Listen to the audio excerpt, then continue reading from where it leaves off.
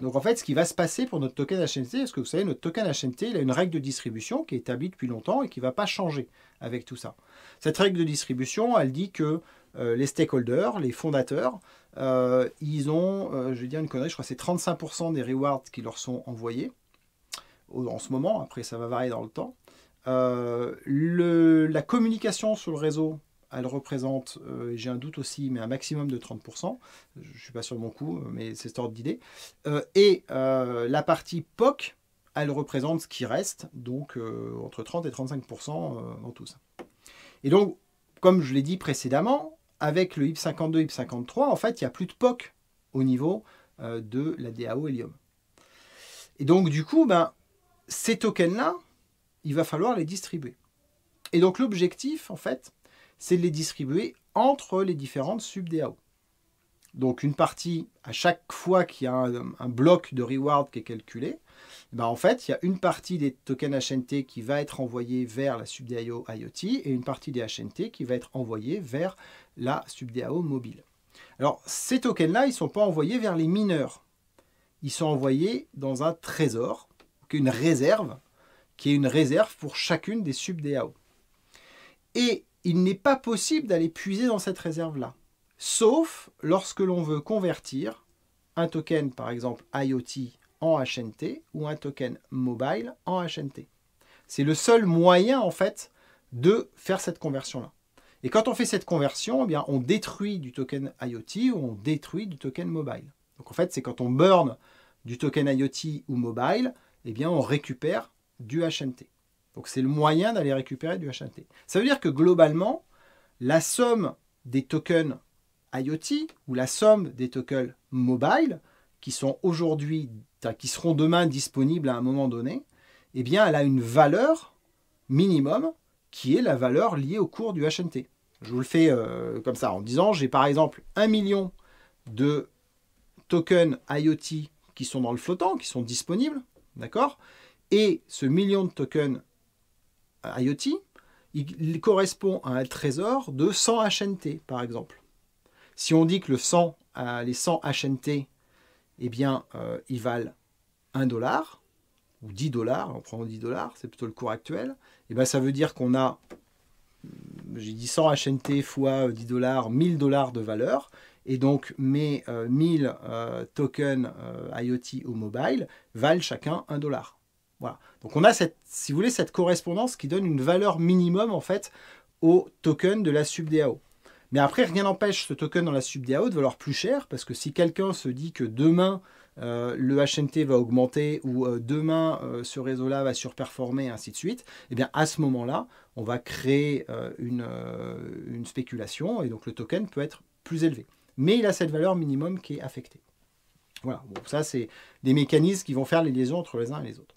La question derrière est de se dire, ok, mais comment on définit le partage des HNT lors d'époque? On a plusieurs réseaux qui sont en concurrence, et donc comment on va répartir ces tokens? Alors, on fait cette répartition en finalement regardant quel est le poids d'un réseau par rapport à un autre. Et ça va se baser sur 3 critères. Alors, il y a 2 critères qui sont très liés au réseau, qui, moi, me semblent très bien, très objectifs, qui sont d'une part le nombre de décès burnés et d'autre part la quantité de hotspots qui sont présents sur ce réseau-là, sur cette sub-DAO, multipliée par le fee d'entrée sur la sub-DAO. Alors, pourquoi ça a du sens? C'est parce que, en fait, si on regarde tous nos tokens, ils ont un espèce de sous-jacent fiat qui existe, puisqu'à chaque fois qu'on achète un hotspot, on paye en achetant ce hotspot 50 dollars qui vont être détruits, qui sont 50 dollars de HNT qui vont être détruits en décès, enfin qui vont être burnés pour être des décès puis détruits, qui vont permettre l'insertion du mineur sur la chaîne. Et donc quelque part dans la chaîne, on injecte du cash à l'intérieur. Donc il y a un investissement réel qui est fait et c'est aussi ça qui valorise le token, même si la valorisation du token liée à ça, elle n'est vraiment pas haute, ça fait quelques dollars aujourd'hui. Mais il y a une valorisation qui est liée à ça. Donc cette représentation-là, elle représente la masse d'argent que l'ensemble de la communauté mineure a mis dans le réseau. Et donc c'est en ça qu'on a un point important. C'est-à-dire que grosso modo, si je prends ces 2 critères, aujourd'hui il y a 1 million de hotspots Helium, LoRaWAN qui sont sur le réseau, eh bien, ces 1 million de hotspots, ils vont récupérer, puisqu'il y a pratiquement, on va dire, il y a 1000 aujourd'hui hotspots 5G qui sont sur le réseau, c'est-à-dire qu'il y en a 1000 fois moins. Donc ça veut dire que grosso modo, 99,9% des rewards HNT iraient vers IoT. Et 0,1% des rewards HNT iraient vers le trésor mobile. D'accord? Et plus il y aura du mobile et plus ça va s'équilibrer et plus on va tendre vers une répartition 50-50 où on peut changer. Voilà. Mais globalement, l'objectif, c'est de répartir la HNT en fonction du réseau. Donc quand ça va démarrer sur IoT, bah, globalement, comme le volume est là, c'est IoT qui va récupérer la plupart des HNT. À condition qu'on n'ait que ces deux critères-là. Alors en fait, il y a un troisième critère qui va un peu changer la donne. Alors, je ne suis pas revenu sur le deuxième des critères, c'est les quantités de data qui circulent avec le burn de DC qui est fait. Ce qui a du sens, hein, parce qu'au départ, on fait un investissement, il y a du volume qui est lié à l'insertion des hotspots, puis au bout d'un moment, le réseau il est établi, hein, c'est à peu près le cas aujourd'hui, 1 million, peut-être qu'on montera un petit peu plus sur Helium, mais ça va monter plus doucement. Voilà, donc c'est plutôt en stabilisation, logiquement, même s'il reste plein de territoires à couvrir, hein, mais c'est voilà, juste une loi normale de distribution. Maintenant, ce qui compte, c'est d'avoir des communications dessus. Donc, ce qui va faire l'intérêt du réseau, c'est qu'il sert. Donc, c'est ça qui va ajouter du poids en fait au réseau, c'est qu'il va être utilisé de façon importante. Donc, revenons sur ce troisième critère. Parce que le troisième critère, lui, vous allez voir, il est un peu plus compliqué, un peu plus chelou. Et c'est éventuellement lui qui serait à discuter, qui pourrait faire peur sur le WIP 51. Voilà, et sur lequel moi je me pose des questions, mais on va voir qu'il y a des mécanismes de sécurité qui vont pouvoir sans doute se mettre en jeu. Donc le troisième critère, eh bien, c'est un nombre de votes. C'est-à-dire qu'on a parlé des VE-HNT au début, tout à l'heure dans le WIP 51, en disant le VE-HNT c'est un droit de vote. Donc c'est un droit de vote qui permet sur un HIP de s'exprimer. Mais comme ce droit de vote, il est aussi utilisé pour s'exprimer dans une sub-DAO, eh bien, il va falloir qu'on le rattache dans une sub-DAO. Et donc, ça veut dire quand vous prenez votre VE-HNT et que vous dites, bah, moi, mon VE-HNT, je le confie à la sub-DAO IoT, bah, ça veut dire que vous vous engagez, et potentiellement dans la durée, sur cette sub-DAO-là. Et donc ça lui rajoute un poids supplémentaire. Donc, en fait, plus il y a de VE-HNT qui sont loqués sur une sub-DAO, et plus son poids va être important. Donc en fait, on a 3 critères qui sont pris en compte pour calculer le poids. La quantité de données transférées, grosso modo, l'argent burné lié au transfert de données, l'argent burné lié à l'installation des différents mineurs sur cette sub-DAO-là, et le nombre de votes, donc de VE-HNT, qui sont stackés pour ces sub-DAO-là. Alors ça veut dire que potentiellement, vous pouvez avoir une sub-DAO qui a très peu de hotspots, très peu de trafic, mais sur laquelle des gens ont massivement backé et sur long terme des VE-HNT, ce qui fait qu'ils peuvent avoir un poids en VE-HNT qui est très important. Et donc ça peut créer une répartition des tokens qui peut être en faveur de cette chaîne-là. Voilà. Alors comment on pourrait contrer ça si jamais ça arrive? Parce que c'est une sorte d'attaque. Il suffit de rééquilibrer en remettant et en loquant des HNT de l'autre côté, de façon à recréer un équilibre. Donc comment est-ce que va se passer ce système-là? Je ne sais pas le dire. Autant le déploiement des hotspots, c'est quelque chose qui a une certaine vélocité, qui a une certaine dynamique, les retours sur investissement et ainsi de suite. Donc ça, on peut à peu près le prévoir, l'anticiper, et ça évolue à une certaine vitesse qui est liée à la fabrication du matériel, au temps de déploiement et tout ça. Autant sur les VE-HNT, alors le minimum de lock, c'est 6 mois quand même, hein, donc on ne peut pas jouer à la demi-heure pour s'amuser. Mais autant ça, là, on est sur des mouvements purement financiers de lock, qui vont rentrer en compte. Donc ce qu'il faut quand même avoir en tête, c'est qu'on va avoir un vrai intérêt à aller locker beaucoup plus nos HNT qu'aujourd'hui. Ce qui est quand même intéressant, c'est que les chaînes, elles prévoient une rémunération pour ce lock-là. Donc ça veut dire que en fait, vous pourrez faire un placement en créant vos VE-HNT avec un taux de rewarding qui est alors, au maximum de 6%. Mais j'aurais tendance à dire qu'une chaîne elle aurait tendance à pousser vers 6% de façon à attirer plus de monde en locking, de façon à récupérer plus de HNT. Donc en fait, je me demande si moi le minimum et le maximum, ça ne va pas être 6%, parce que si on n'est pas là-dedans, on risque de créer un déséquilibre et on risque de plus bien fonctionner. Donc on va dire que les chaînes vont faire un reward d'à peu près 6%, ce qui est plutôt pas trop mal, pour locker ces HNT sur des périodes qui peuvent varier entre 6 mois et 4 ans. Et donc il faudra voir derrière ce que chacun fait, mais en tout cas ça va nous pousser à ça. Alors, De ce que je peux comprendre de tout ça, moi je trouve que ces mécanismes, ils sont pas trop mal. Est-ce qu'ils seraient perfectibles? Peut-être. Je pense qu'il peut y avoir un risque d'attaque lié au VEHNT et au déséquilibre qui peut y avoir entre deux réseaux, ce qui pourrait entraîner un intérêt financier pour un ou pour un autre pour récupérer des HNT dans une direction. Malgré tout, ces attaques qui ne sont pas évidentes. Et ce que je me dis, c'est que si quelqu'un faisait une attaque dans cette direction-là, en fait, ceux qui ont des gros volumes de HNT et qui n'ont pas de problème à les bloquer pendant un long moment, parce que c'est leur cœur de business, c'est les stakeholders, les fondateurs. Donc, soit eux, déjà, ils vont bloquer pas mal et de façon à peu près équilibrée dans les différentes sub-DAO. J'espère qu'en tout cas, ils vont le faire de façon équilibrée et pas de façon déséquilibrée parce que ce ne serait pas forcément super fair pour les autres. Mais ça, on ne peut pas le savoir, mais c'est important de l'avoir en tête. Mais en tout cas, ils pourraient contrebalancer les tentatives d'attaque qu'il y a en allant locker des tokens pour rééquilibrer les choses si quelqu'un essayait de les déséquilibrer. Donc je me dis que celui qui tenterait une attaque, en fait, il risquerait de se retrouver à locker beaucoup d'argent pendant très longtemps et donc prendre de gros risques. Donc je pense que c'est un axe sur lequel on peut gamer, mais c'est un axe assez dangereux pour faire du gaming, sauf à ce que pratiquement tous les tokens soient lockés et que du coup ça laisse un peu... Enfin, il n'y a pas de barrière de sécurité. Bon, oublions cet aspect qui est finalement le seul point à risque que j'ai identifié dans ce système-là. Pour le reste, les règles sont différentes, mais globalement, ça ne change pas grand-chose. En termes de valeur, intrinsèquement, ça ne change pas grand-chose, parce que les règles sont identiques. Par contre, si on pense à la valorisation du token, il faut bien comprendre que globalement, le réseau, donc l'ensemble des sub-DAO, y compris le HNT qui est sous-jacent, et surtout le HNT qui est sous-jacent, entre autres parce que le mécanisme de décès, il va être toujours lié au HNT et commun à toutes les sub-DAO, et ben, il va être tiré normalement vers le haut si une des sub-DAO est plus populaire que les autres. Je veux dire, c'est par rapport à la popularité qu'on a aujourd'hui sur le réseau Helium, si on gagne en popularité sur d'autres sub-DAO, ça devrait profiter globalement à l'ensemble de la valorisation du token HNT et des tokens qui sont au-dessus, puisque c'est des tokens qui sont tous liés. Donc ça, c'est le côté qui me semble être positif. Le deuxième, pour la valorisation globale de notre token. Le deuxième sujet qui me semble à peu près positif, c'est qu'il y a un encouragement très très fort à locker du token.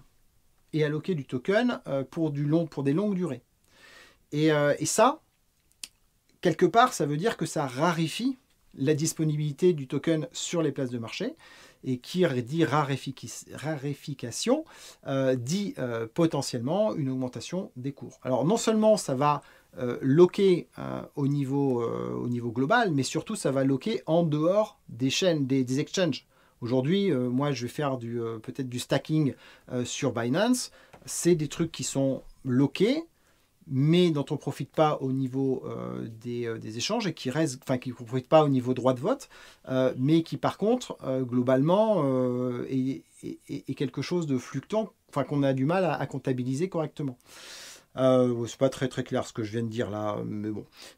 L'idée c'est que à partir du moment où ça va être dans les wallets individuels, ainsi de suite, ça va peut-être être beaucoup plus facile à suivre. Ça va peut-être descendre un petit peu ce qu'il y a sur les wallets, avec un peu moins finalement la possibilité au moment où un truc se termine, enfin la possibilité, l'opportunité au moment où un lock se termine de se dire tiens, je le vends immédiatement parce que voilà, le cours est bon aujourd'hui, j'ai envie de récupérer quelque chose, et donc créer quelque part comme ça plus d'ordre de vente et d'achat. Donc ça peut réduire en fait un petit peu ce volume de tokens échangés et donc par conséquent peut-être avoir un impact sur le cours qui peut-être sera positif. Voilà. Donc moi c'est comme ça que j'analyse le truc. Il y a beaucoup de raisons supplémentaires de stacker. Donc potentiellement ça réduit un petit peu la supply. Sur le HNT, comme le HNT qui va être distribué, va être stacké dans les trésoreries, lui aussi va plus être mis sur le marché. Donc on évite aussi d'inonder le marché avec des nouveaux tokens, puisque ce qui sera sur le marché, c'est plutôt des IoT ou des mobiles qui, eux, seront ceux qui percevront directement les mineurs. qu'auront toujours la possibilité de les échanger sur du HNT, mais comme potentiellement sur les exchanges, ils seront un peu survalorisés avec un effet d'anticipation des flux de croissance future, et ben, je dirais quelque part, il n'y a pas forcément un intérêt à les changer, et si on ne les change pas, ça veut dire que les HNT restent loqués, et donc par conséquent, ils ne sont pas disponibles. Voilà. Donc vous voyez qu'il y a quand même pas mal de mécanismes au niveau du HNT qui ont des impacts, à mon sens, sur le cours. Moi, je les vois plutôt comme des impacts positifs sur le cours, mais je peux complètement me tromper. Je réfléchis juste en termes d'offres et de demandes et en disant, bah, si on raréfie l'offre quelque part, on va augmenter la valeur.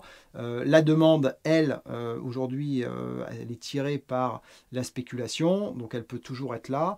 Et plus tard, elle va être tirée par la consommation sur les réseaux. Et donc, encore une fois, c'est ça qui compte, hein, c'est de faire que nos réseaux qu'on déploie, que ce soit IoT, que ce soit mobile, et ben, ces réseaux-là, ils consomment de la data qui soit utilisée. Parce que là, quel que soit le réseau qui est utilisé, il va créer une demande sur le HNT, puisque c'est lui qui est converti, et par conséquent, ça va valoriser le HNT. Voilà, je vous rappelle, quand on prend des communications du HNT, on a besoin d'en avoir pour pouvoir avoir des décès, mais on détruit le HNT. Donc à chaque fois, en plus, on réduit la supply. Et donc ça, c'est assez intéressant. Et on se fiche un petit peu du cours du HNT à ce moment-là, parce que de toute façon, on va avoir une conversion en dollars avec un oracle au milieu. Donc on va plutôt être achetant sans regarder le prix du HNT. Et ça, c'est aussi un effet qui est assez positif quand on regarde en valorisation du cours. Bon, voilà ce que je peux vous dire sur ces hips-là.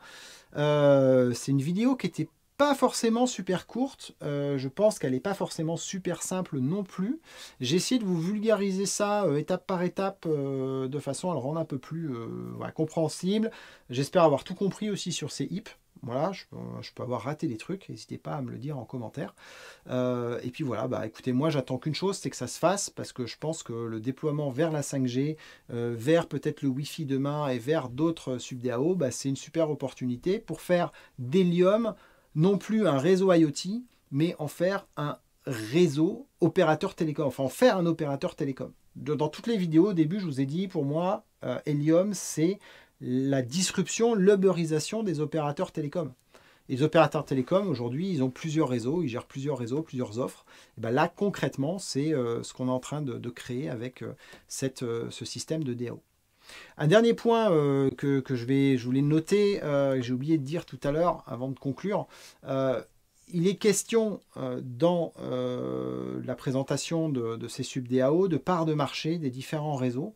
Et il y a une infographie qui a circulé, enfin qui circule, qui est présentée, je crois qu'ils l'ont enlevé, mais qui a circulé, qui montrait que l'IoT c'était 1,2% du marché et que le mobile c'était 99% je crois du marché, ou 92% du marché, un truc comme ça. Et certains ont interprété ça en se disant en fait ça va être le poids du mobile par rapport au poids de IoT. Et ça, pas du tout en fait. Ce graphique-là, il vous montre ce qu'est le marché aujourd'hui. Il vous dit en dehors d'Helium. D'ailleurs, Helium n'est même pas dans cette figure-là. Hein. C'est uniquement le marché Orange, SFR et compagnie. Il vous dit où est-ce que font du business ces gens-là. Ils vous disent aujourd'hui, bah, les opérateurs télécoms, ils font 90% de leur business dans le mobile. Ils font 1,2% de leur business dans l'IoT. Voilà, et ça, c'est juste un fait. Et en fait, ce que vous dit Helium avec cette infographie-là, c'est de dire aujourd'hui, en fait, sur le marché, on adresse avec nos solutions que 1,2% du marché. Et avec le mobile et les autres, on va s'intéresser à tout le reste. Donc en fait, aujourd'hui, on s'est intéressé à la cerise sur le gâteau. Maintenant, il faut s'intéresser à tout le gâteau. Alors, bien sûr, les gens qui sont sur IoT se projettent en se disant « Oui, mais alors dans 15 ans, quand tout ça sera super bien étendu et mis en place, on ne représentera plus que 1,5% sur 90%, donc on ne gagnera plus rien. » Alors, si le gâteau est très gros, déjà, gagner un petit peu, c'est pas mal par rapport à l'investissement, mais c'est même pas la question, en fait. Ce qu'il faut juste comprendre, c'est que le marché de l'IoT, c'est un marché qui est en train de démarrer. Même sur les télécoms, ils ne font pas de business. Avec 1%, c'est rien. Mais c'est un marché qui va grandir fortement. Donc, si on se projette à 10 ans, moi, j'espère, hein, voilà, plein de monde, que le marché de l'IoT représente au moins 10% sur ce truc-là. Et que Helium, qui en fait est très gros en réalité, c'est le plus gros réseau au monde qui existe aujourd'hui sur ce domaine, bah, si ça continue à marcher, Helium, ça pourrait faire 8% peut-être de ces 10%-là. Vous voyez, c'est une part importante de ce gâteau-là. Pour ce qui est du mobile, on est sur un marché qui est hyper mature.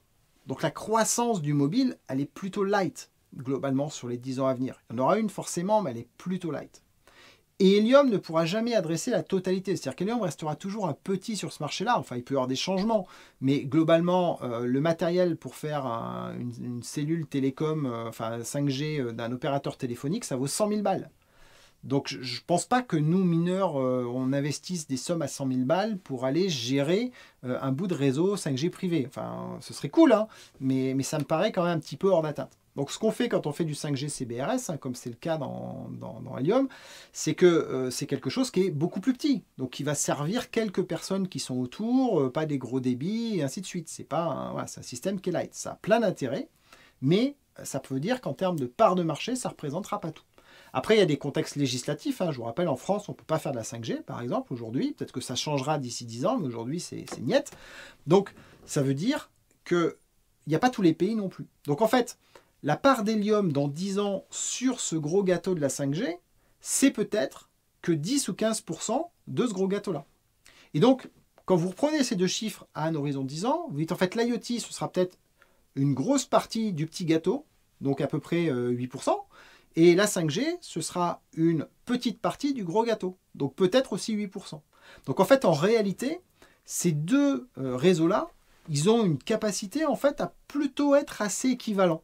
Voilà. Donc pour remettre un peu les choses dans leur ensemble avec voilà, un peu d'anticipation, je peux me tromper hein, sur tous ces chiffres et ces estimations, mais globalement, c'est ma vision de ce domaine-là, c'est qu'on pourrait plutôt sur Helium être un certain équilibre. Donc pour ceux qui auraient peur lié à ça, en fait, bah, n'ayez pas peur, parce que voilà, la 5G, ça va grossir doucement, ainsi de suite. Voilà. Donc ce qui va plutôt déséquilibrer, c'est ce que je vous disais précédemment, ce qui peut déséquilibrer, bah, c'est plutôt les systèmes de stacking qui sont mis en place, et c'est surtout là-dessus qu'il faudra avoir une attention particulière, qu'il faudra le surveiller, et qui vous amènera peut-être à aller stacker des HNT pour aller aider ça. Mais bon, je pense que nous, on est des petits portefeuilles et petits joueurs, mais en tout cas, il faudra surveiller ce que fait entre autres Nova, qui a une grosse partie des tokens dans cette orientation-là.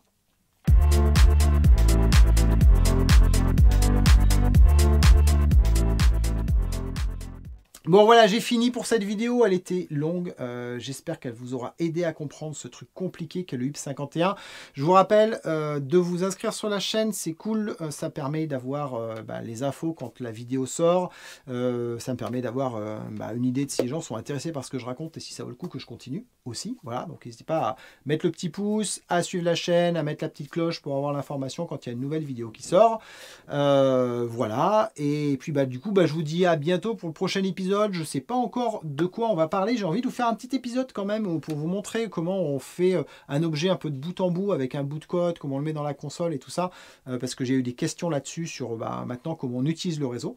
Donc, je vais peut-être essayer de vous faire une vidéo là-dessus.